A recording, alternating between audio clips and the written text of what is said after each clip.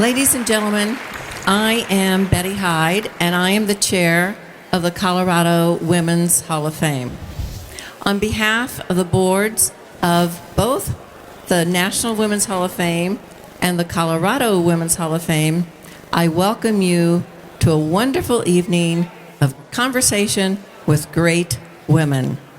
Tonight, we are pleased and privileged to have with us 4 women who are inductees into the Colorado Women's Hall of Fame. Now, 3 of these women are also inducted into the National Women's Hall of Fame, and the 4th one just happens to be the CEO of that esteemed organization. I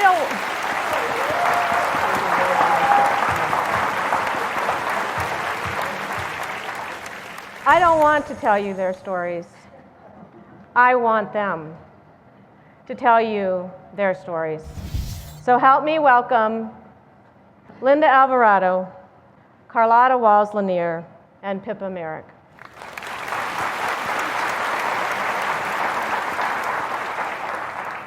Carlotta, I'm going to let you go first, yeah. And what I want each of you to do in about 5 minutes is tell us your story. Okay.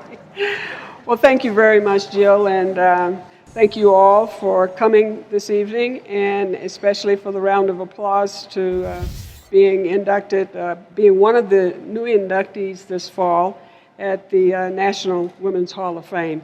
I am humbled by this. I have received a number of awards over the past 50 years or 55 years, and this will be right up there with all of the Congressional Gold Medal and many others. So thank you very much for that.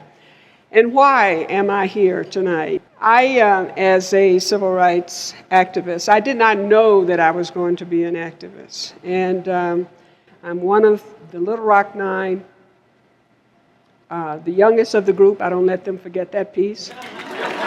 And not only that, I am the only female of the Little Rock Nine to participate in graduation exercise at Little Rock Central High School. And I'm very proud of that piece.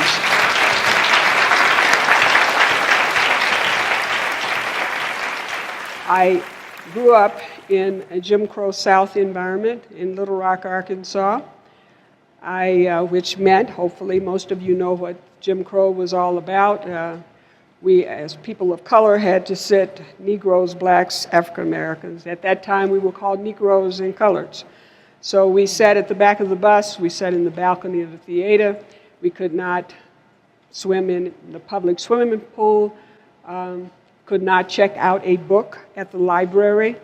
Those sorts of things, along with not being able to go to the city zoo only on a designated day, as if the animals knew the difference, during those days. But fortunately, I had parents who told me that I was just as good as the next person, and that change was going to take place, and that I needed to be prepared for that change. And for that, you need all the education available to you, and to reach for that, to get all of the education you possibly can. So from cradle on, I heard that the road to success was through education. So it was a no-brainer for me when the biggest change that took place, and by the way, speaking of change, hope and change I heard from little one on. And I told the President of the United States that, you know, your motto was something I grew up with, so it was not new to me as he was using that to become the President of the United States. We talked about hope and change during those days, and I believed that.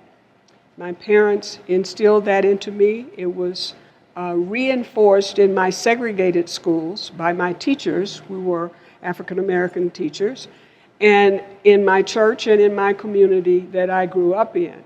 So that was just a part of knowing that these things were going to change. And it was a no-brainer for me to be one of those kids who signed up to go to Little Rock Central High School, which had been deemed open for us due to the Brown versus Board of Education, the Supreme Court decision, which was a unanimous decision in 1954. Now, it took 3 years for that piece to take place, but it was also a mandate that the Little Rock School Board took on and said that they would integrate the schools. Now, in all deliberate speed is something that you have to think about as, you know, it's 3 years, all deliberate speed, but that's how long it took to integrate just one particular school. As I said before, it was really a no-brainer for me to sign that sheet of paper and elected to go to Central in the fall of 1957. I did not know that we would have a governor who wanted to deny us that right. As years go by, I, have looked at the whole process. I probably was in my 30s or 40s when I really realized it was more of a political decision, that was a political playground that was going on at that particular time, and children were being used to one way or another, for the good or for the bad. That propelled me to, I was just excited to go to my new high school. It was not about all of the things that I heard around me. I knew I had a right to go there. The Brown versus Board of Education gave me that right, and the school board also supported that right with their decisions. Now, I didn't agree with all of their decisions, but it worked out. Unfortunately, the governor called out the Arkansas National Guard really to keep us out.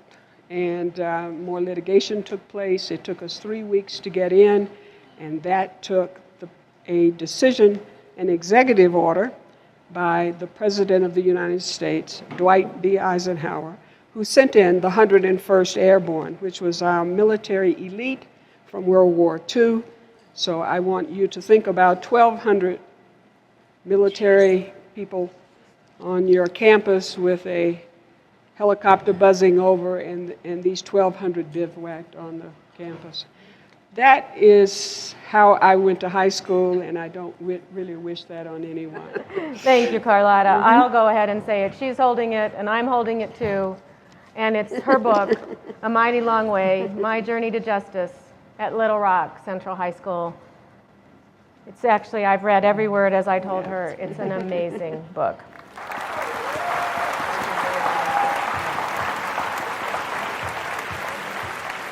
And an immunologist, Philippa, who calls herself Philippa Merrick, will be inducted October 2nd through 4th, 2015. Well, I'm a research scientist. My job is to figure out how the little machines that make your bodies work, how they actually do their job. Why did I become a research scientist? Absolutely nothing to do with my parents, who were almost completely uninterested in anything that I ever did. But eventually I went to university, so it was about education, and to Cambridge, and I was in England at the time.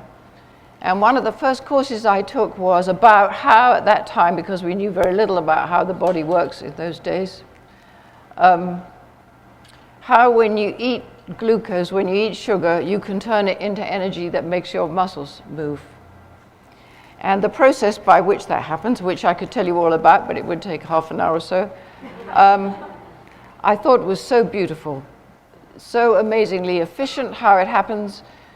So I'm not going to use the word designed, but so well evolved that it seemed to me like this was the secret of life I was looking at right there. Well, it turned out there are, of course, a lot more secrets of life buried in your bodies. And all of us who are basic research biologists, that means our job is to try and figure out how your body works without regard to whether or not we're going to cure a disease. We are fascinated by this puzzle, how the body works properly, and it's I describe it as being like a crossword puzzle to try and figure it out, but it's a crossword puzzle that was created by a billion years of evolution, not by the guy who sat at the New York Times the other day and just wrote out the crossword puzzle. So there's something a good deal more profound about figuring out something that's at least a billion years and maybe possibly 4 billion years old than something that just came up in black and white in the newspaper today. So I wanted to say one last thing, actually. I was educated in England. I took my doctorate at Cambridge. And then I came to the States, as a lot of people did in those days and still do, to get further education, learn how to do an experiment that actually meant something when you finished it, and how to be a scientist. But I want to say that the United States Congress, as much as we hate them all, and think they're a useless lot, I was talking to somebody earlier on, in the 1950s, they established the National Institutes of Health. They did a really fantastic job, because what they said was, we're going to establish this institution, National Institute of Health, which supports research actually at the institute itself in Bethesda, Maryland, but also around the country. And no congressman or politician can tell these scientists what to do. The scientists themselves will decide what the best thing to study is, where new breakthroughs are going to be made. So everybody knows that the congressmen don't know anything. And that was an unbelievably sensible decision, because what it allowed to do was the scientists, I think of it like Columbus was funded to go across the Atlantic Ocean and discover India. That's what that's what they thought they were going to do.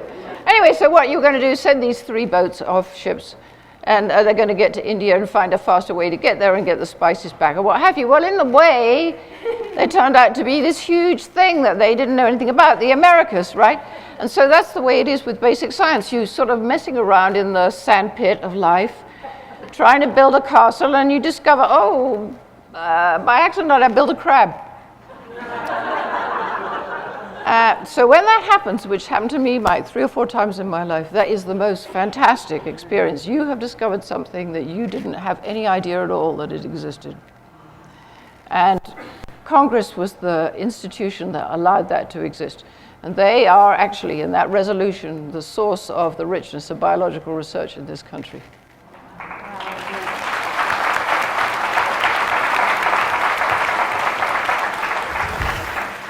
Businesswoman and co-owner of the Colorado Rockies, Linda Alvarado, who tells me she was on a construction site today and changed into her beautiful blue dress in the porta potty. First of all, I'm honored to be here, but this is not my story. This is our story, or as Jill says, her story. And looking back, but where we are, but it's really going forward. And Kit Williams was giving me a little bit of grief because she's never seen me wear a dress. I do have legs, but in my industry, none of this. Okay. I grew up in New Mexico, a Hispanic family. Plumbing had been invented. We just didn't have it. I'm not that old. And my mother would bring water from the sequía, the ditch, and wash clothes. And, you know, if you were the youngest, you got to bathe first, and they kept adding people, and my dad got to throw it out at the end of the day. But I grew up with 5 brothers and no sisters. I used to want a sister, and I'm a little afraid of them because they know how to do their hair and all this kind of stuff, which I don't know how to do. But my parents, Hispanic, my dad was a migrant missionary in California, Rafael Quintanilla Martinez. It was an arranged marriage. They were 15 years apart. I guess it worked out. They had 19 kids. I asked my dad why. He said, well, mija, my daughter, they didn't have television. I said, my mother's family's from New Mexico. They were there since the 1580s as part of the Mora land grants, El Norte, and very, very far away in outlying areas. There were no schools. And the Presbyterians came and built schools.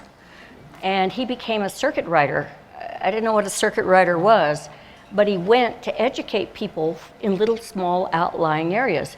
There's still more cows than people in that area, and he got paid in food. But I give credit to my parents because they did not allow either our ethnicity or gender to give us an excuse or a reason for not doing things. My dad would say, if you got 6 kids, we got a team.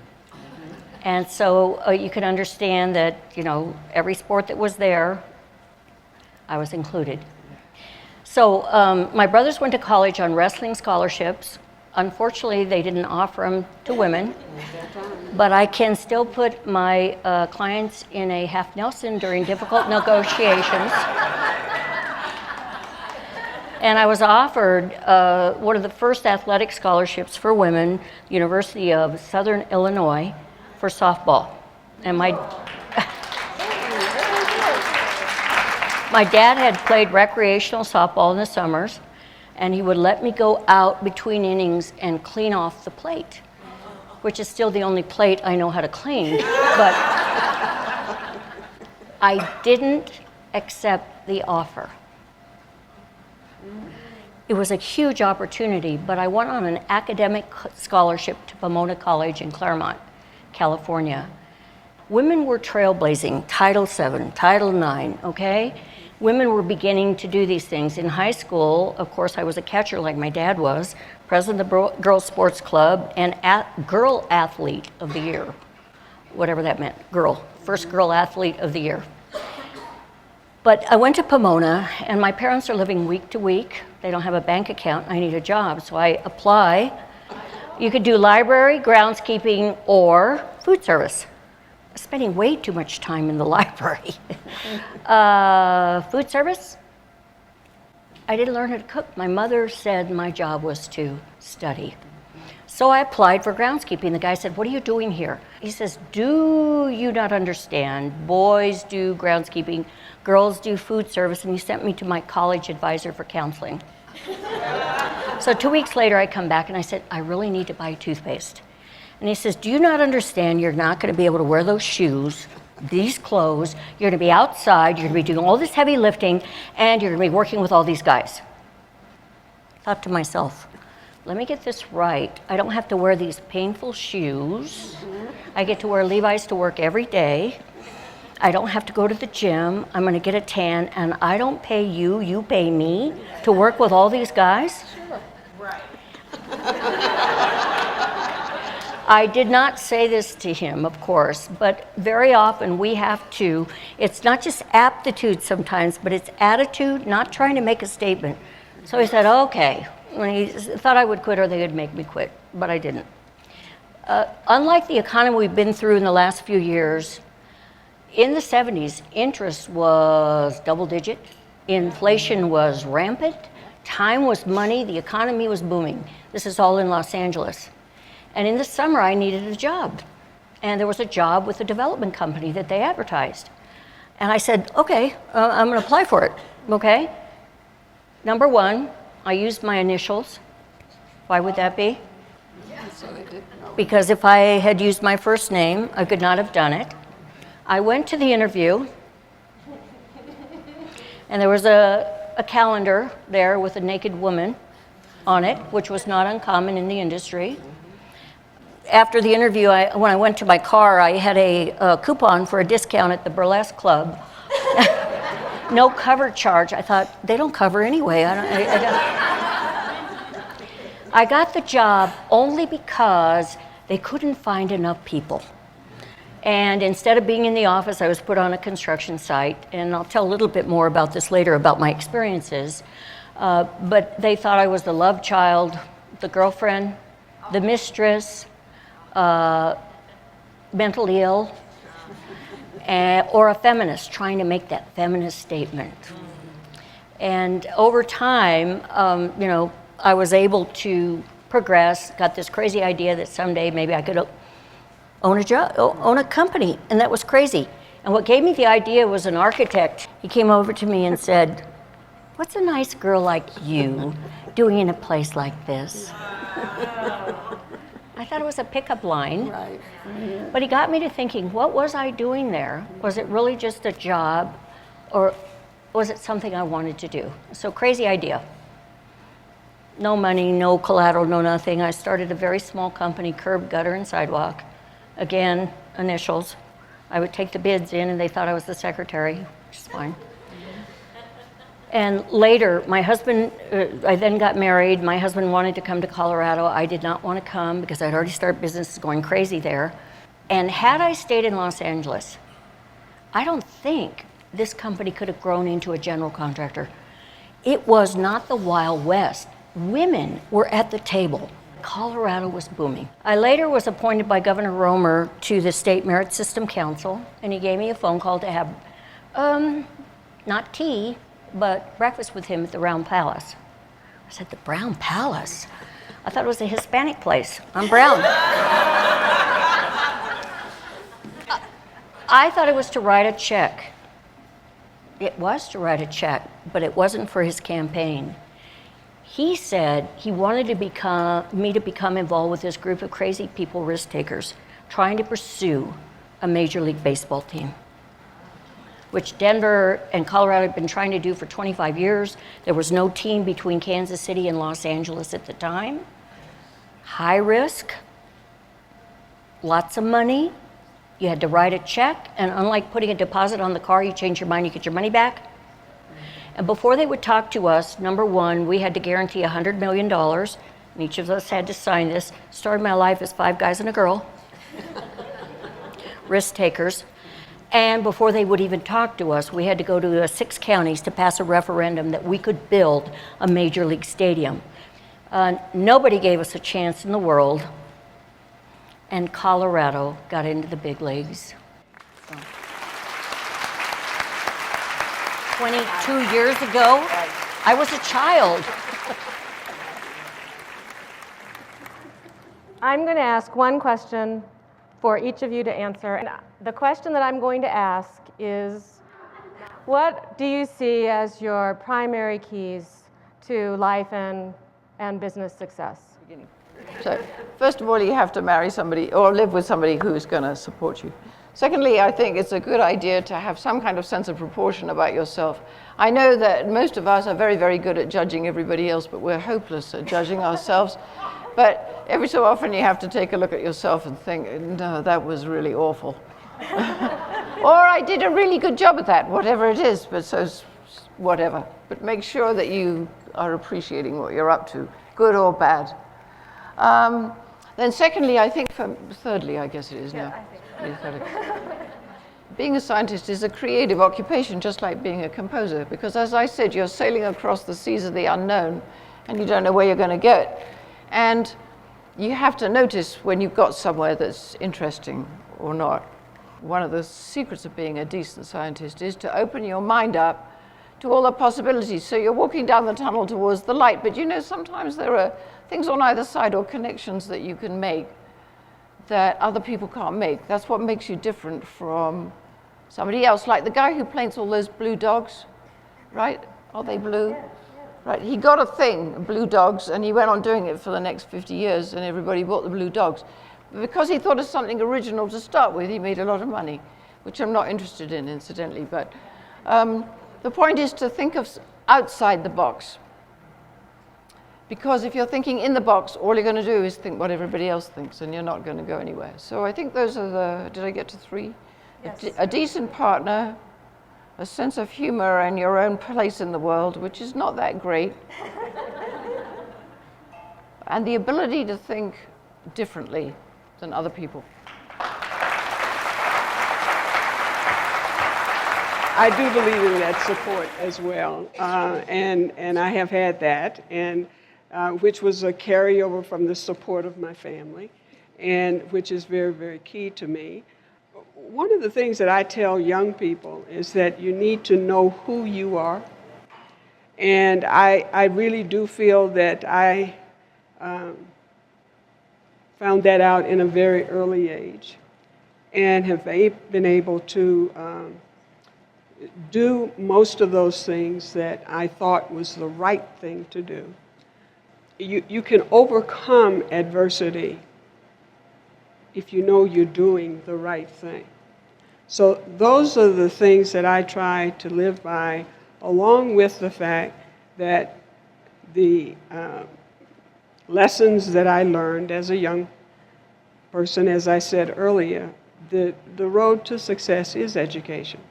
And I try to learn something every day.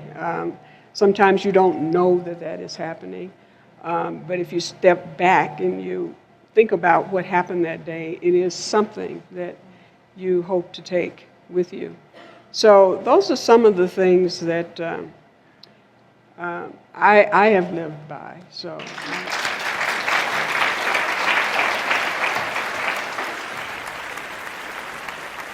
I have one of this great unplanned careers. Women weren't pursuing major league sports of any kind. Construction, no, okay? And culturally, Hispanic girls, you didn't do that. If and when you graduated from high school, you got married that day, pregnant that night, and you had 14 children. The stereotypes that are different, but we're unified in that regard, regardless of our ethnicity, age, certainly our gender is in common. And my mother would say to me, live and learn. Somebody's going to be taller than you. Somebody may go to a better school than you. Someone better looking than you. Somebody may be in that place. Live and learn. Don't look for excuses. Find reasons you can succeed. It wasn't that she wasn't trying to be empathetic.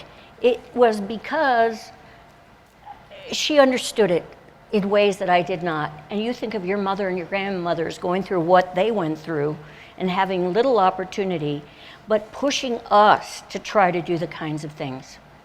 In construction, on the construction side, I needed the money, okay? But the learning experience in a male-dominated field, women at the time in the 70s were looking through the glass ceiling of where they wanted to go. I'm looking at the concrete ceiling, and I cannot see anyone or any way. We have to be careful that we don't eliminate ourselves. And while women have made progress, we need to continue to get into the game. And quite frankly, I see the future of America predicated on women being the change agent in that regard.